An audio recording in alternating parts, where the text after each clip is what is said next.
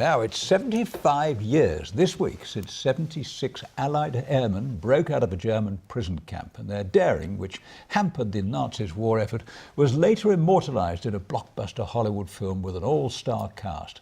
Yes, The Great Escape is famed, amongst other things, for its motorbike chase scenes.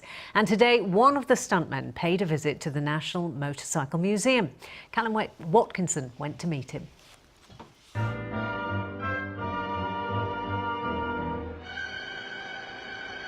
In an iconic scene from an iconic film, escaping prisoner of war Steve McQueen borrows a motorbike from a passing German soldier.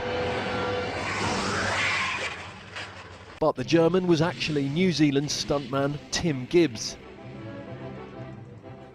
And the bike was a British Triumph, built in Warwickshire. The first time I did it, they had the camera right down on the road, and the cameraman, the operator, was sitting with his legs around the camera. And I overdid it a bit, and I hit the camera and broke it. And also, they said I broke the leg of the camera operator, which was probably Hollywood terms for a bruise. The assistant director called out, "Gibbs, Gibbs, where are you, Gibbs?"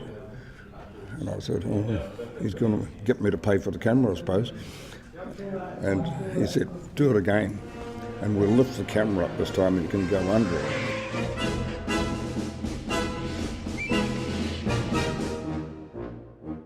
The film tells the real-life story of the escape of 76 prisoners from the Stalag Luft III camp and the recapture and murder of 50 of them by the Gestapo. 250? Tim has come to the UK as part of commemorations this week to mark 75 years since the breakout and the war crime that followed. All recent history when the film was being made.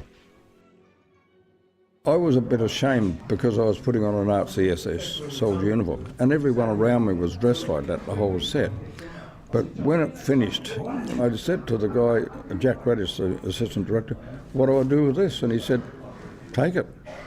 So I stuffed it in the bottom of a van where no one could see it. I was quite ashamed of it, but the wounds of war were still around. There were few Americans in the real story and no bike chases. But an investigation by the RAF into the murder of the 50 eventually led to the executions of 21 former Gestapo agents. Despite some liberties for artistic license, their victims' bid for freedom, thanks to Hollywood, will live on. Callum Watkinson, ITV News.